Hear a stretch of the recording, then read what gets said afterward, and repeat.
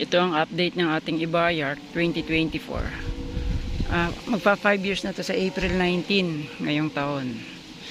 So topic natin is, ano ba yung mga bungang dapat tanggalin o itining?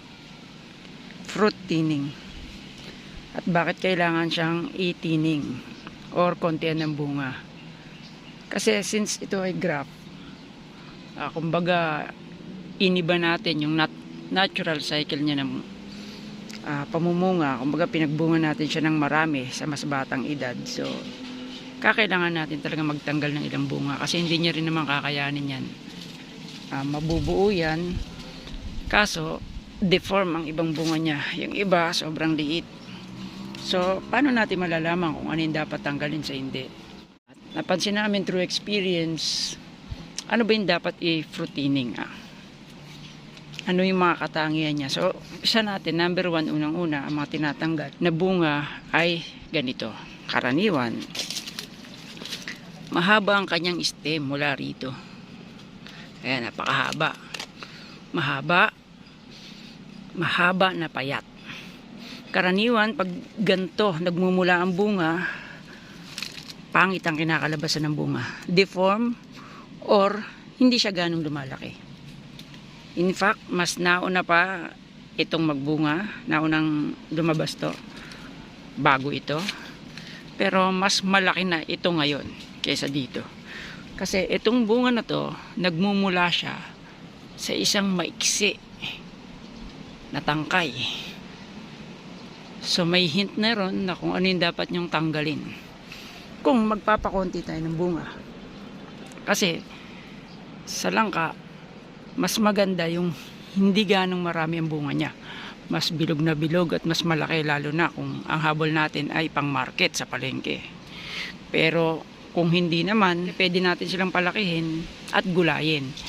Yung nga lang, kung sabay-sabay natin sila palalakihin, itong mga bunga na to, makaka-apekto siya sa ganda ng ating bunga. So balik tayo rito. Ang pagpo-proteining natin ng Ibayar, kung papansin niyo, no?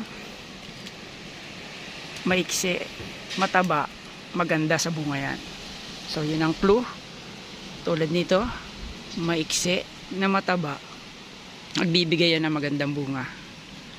Pero pag yan ay mahaba, lagpas isang dangkal na halos at payat, magbibigay yan ng pangit na bunga.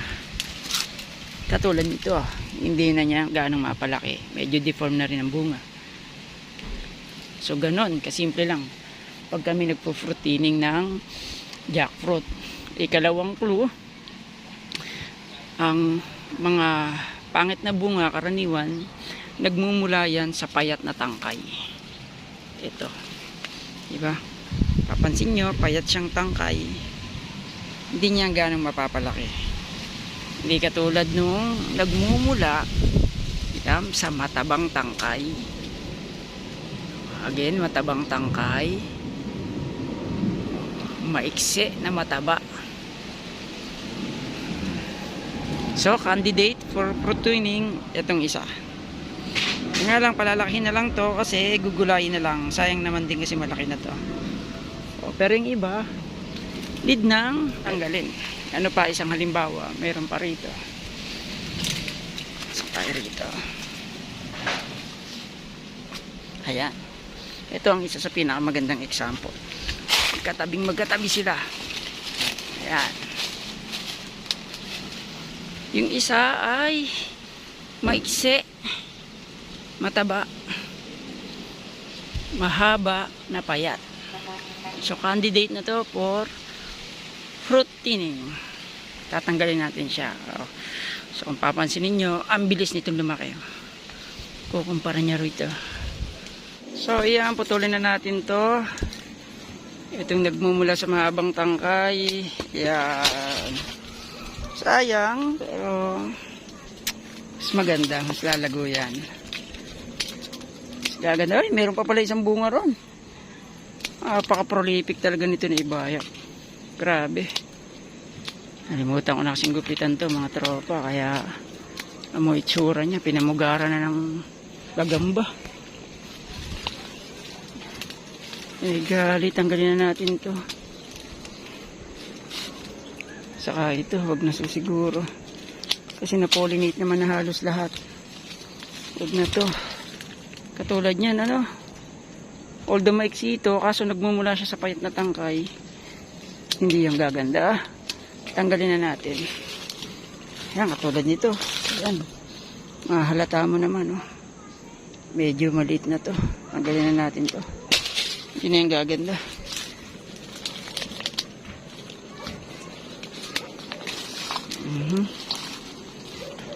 Yan. Yan. Tinanggal ko na yung mga ibang male flower. Kasi, hindi naman kailangan na yan dahil pollinated na yung ating mga pollinated na ating mga female flower. Ito, tira ko na lang to. Tira natin kasi sayang, panggulay na lang to. Kung ipuputulin na natin, malaki na eh. Sayang naman. Wala, yun lang.